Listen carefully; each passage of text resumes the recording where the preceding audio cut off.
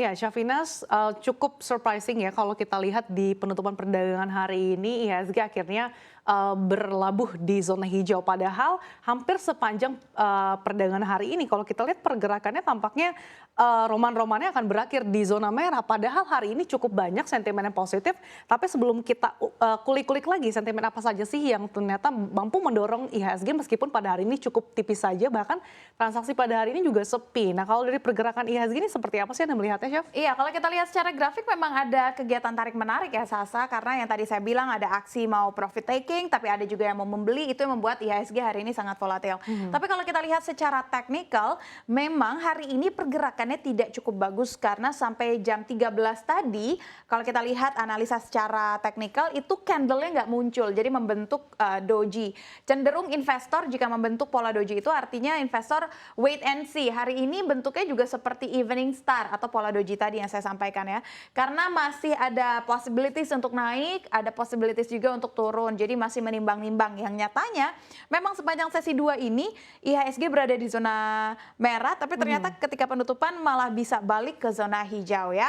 Dan kalau misalkan dibandingkan dengan kemarin itu justru IHSG membentuk pola yang lebih baik yaitu engulfing bullish karena memang kemarin sempat menyentuh level di atas moving average rata-rata 100 hari gitu. Tapi hari ini memang kalau dilihat secara teknikal kurang bagus Sasa begitu. Iya, memang kalau dari segi stokastik RSI-nya juga tampaknya IHSG ini sudah berada di zone overbought begitu sehingga indikasi bahwa akan ada pembalikan arah yang mana tentu saja ini menunjukkan bahwa tampaknya IHSG ini akan berbalik arah. Jadi memang tampaknya potensi penguatan yang terbatas sehingga ini muncul tadi pola doji, investor betul-betul akan melihat seperti apa pernyataan dari The Fed berikutnya kemudian yang akan diikuti oleh kebijakan moneter dalam negeri, apalagi di pekan depan ada data inflasi Amerika Serikat. Tentunya ini kita akan tunggu seperti apa, tapi kita akan ulas terlebih dahulu sentimen apa saja sih yang ternyata ini mewarnai pergerakan IHSG yang cukup variatif pada perdagangan hari ini. Iya, kalau dari dalam negeri tentunya masih terkait dengan rilis PDB RI di kuartal 4 ya. Kuartal 4 ini memang tumbuh tapi sedikit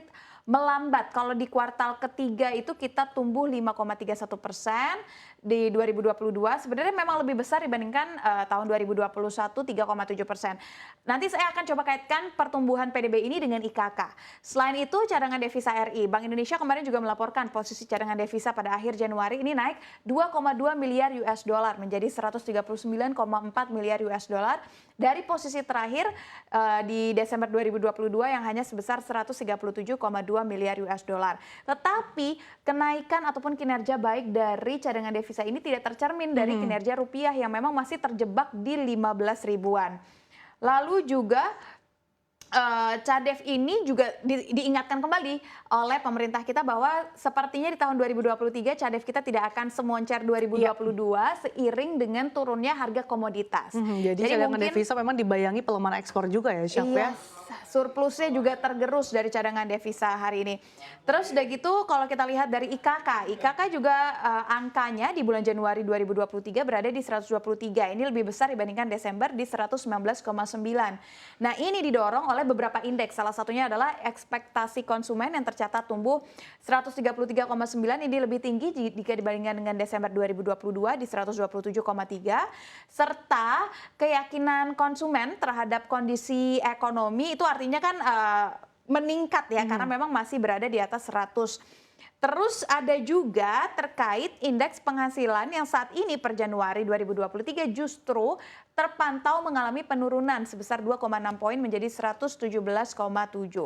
Nah, seperti yang tadi saya sampaikan, PDB kita memang tumbuh walaupun tumbuhnya tidak begitu signifikan ya. Maksudnya ada pertumbuhan tapi jika dibandingkan dengan tahun-tahun sebelumnya memang tidak begitu signifikan. Dan kalau kita lihat IKK kita memang tumbuh tetapi sebenarnya kontribusi konsumsi rumah tangga terhadap PDB itu turun, di mana konsumsi rumah tangga di Desember ataupun triwulan 4 2022 kemarin tuh hanya di 51,7%, sementara di kuartal sebelumnya itu mencapai 52,9%, jadi kayak sedikit kurang inline sebenarnya. Dan itu kalau dari domestik. Sekarang kita bergeser ke luar negeri dan ini yang banyak mempengaruhi harga gerak rupiah ya. Belakangan ini kita juga tahu laporan terkait tenaga kerja Amerika Serikat yang juga masih mencatatkan kinerja yang cukup baik, menyerap tenaga kerja sampai dengan 517.000 orang sepanjang Januari saja. Ya, ini data yang datang dari Departemen Tenaga Kerja Amerika Serikat. Jumlah tersebut jauh lebih tinggi dari survei Reuters yang hanya 185.000. Ini kan artinya 1:5 ya, Sasa. Lalu tingkat pengangguran juga diprediksi naik menjadi 3,6%, malah turun jadi 3,4%. Artinya kan penyerapannya masih sangat baik. Terus rata-rata upah per jamnya juga masih tumbuh 4,4% secara year on year. Lebih tinggi dari prediksi, lagi-lagi di 4,3%. Dan ini memang menunjukkan pertumbuhan ekonomi Amerika Serikat yang sangat baik, tapi di sisi lain good news is a bad news for Amerika Serikat, betul ya? Tapi di sisi lain Powell juga menyatakan bahwa adanya disinflasi yang mulai terjadi dan ini yang menjadi angin segar para investor, laju kenaikan harga yang lebih rendah daripada sebelumnya karena ketika inflasi mulai menurun, maka peluang suku bunga untuk tidak semakin hawkish kan akan semakin besar. Tetapi memang jika data tenaga kerja masih terus-terusan bagus seperti ini, artinya kebijakan untuk menaikkan suku bunga lebih tinggi masih terus terbuka gitu. Jadi kita seperti yang tadi saya sampaikan, kita masih akan menunggu bagaimana rilis inflasi Amerika Serikat pada Selasa pekan depan. Ya, tentunya pernyataan Jerome Powell ini tentunya membuat pasar menimbang-nimbang begitu ya, sebetulnya akan seperti apa arah kebijakan moneter The Fed. Karena tadi kalau misalkan sampai ternyata tenaga kerja masih cukup kuat di tengah perjuangan The Fed untuk menekan inflasi sampai target 2%. Di sisi lain The Fed memperkirakan meskipun terjadi disinflasi, tapi balik lagi terminal rate-nya ini diperkirakan akan lebih tinggi sekitar 5,25% dari proyeksi sebelumnya di Desember 5%. Jadi tentunya ini akan mempengaruhi pergerakan bursa saham finansial global juga ya. Tentunya ini akan memicu capital outflow juga terutama dari emerging market seperti Indonesia, Chef. Tentunya kalau ada arus capital outflow, kemudian juga tentunya dengan kenaikan suku bunga acuan agresif, ini kan akan memicu perlambatan ekonomi global yang mana ini juga akan mempengaruhi seperti apa pertumbuhan ekonomi tanah air. Nah, pertumbuhan ekonomi tanah air ini kan salah satunya kalau kita lihat begitu ya, ini juga tercermin dari kinerja perbankan. Kalau misalkan kinerja perbankan ini cukup moncer, ini artinya menggambarkan ekonomi kita ini masih cukup solid. Nah, kalau pada hari ini seperti apa sih terkait dengan emiten-emiten perbankan? Apakah ini juga cukup solid seperti dengan pertumbuhan ekonomi tanah air di sepanjang tahun lalu?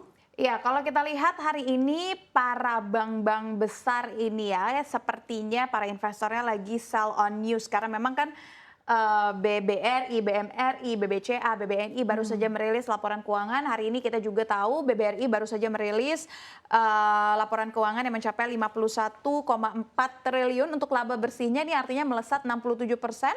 Tapi sekarang kita akan lihat bagaimana kinerjanya di hari ini. Sementara untuk BBCA sendiri cenderung stagnan. BRI terapresiasi 0,84%, Bank Mandiri terapresiasi 0,25%, BNI terapresiasi 1,07%. Jadi masih cukup inline ya, pertumbuhan kita baik, perbankan juga per hari ini juga terpantau masih baik. Sementara di sisi lain yang justru menjadi laggard kita adalah para tambang batu bara, saya kan batu bara sekarang harganya sudah turun drastis dari titik tertingginya di harga 400 US dollar per ton, kini hanya di kisaran 240 US dollar per ton. Dan sekarang kita akan lihat bagaimana kinerjanya di hari ini. Untuk Indo Tambang Raya terkoreksi 1,10%, Adaro terkoreksi 1,97%, Bayan Resources terkoreksi 1,16%. Padahal Lotukong ini baru saja membeli kembali 25 miliar. Dia baru saja mengeluarkan duit 25 miliar lagi untuk menambahkan sahamnya Lotukong di Bayan, tapi memang masih terpantau terkoreksi. Bumi Resources juga terkoreksi di 2,05%. Jadi ini dua sektor yang naik turunnya sangat cukup besar berdampak ke IHSG. Iya, tampaknya pergerakan harga batu bara ini juga masih tercermin juga ya dari pergerakan emiten batu bara. Karena kalau kita lihat, padahal pada perdagangan kemarin nih harga batu bara sebetulnya dalam 2 hari terakhir sempat menguat ya sampai 13% gitu. Ada tanda-tanda rebound meskipun memang masih di atas level $200 per ton gitu ya.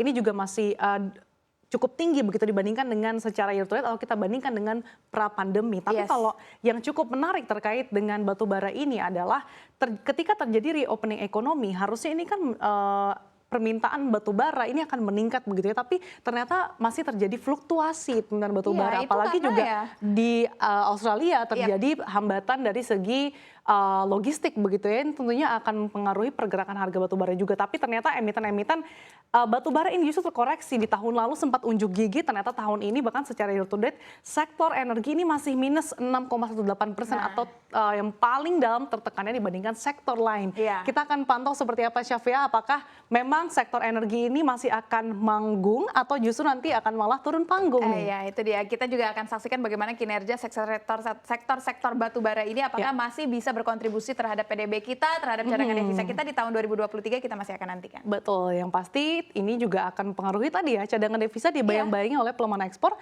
yang ditopang tadi dengan harga batu bara. Terima kasih Chef atas review perdagangan IHSG sepanjang hari ini. Sama-sama, Sasa. Sekali lagi disclaimer on, segala keputusan investasi berada di tangan Anda.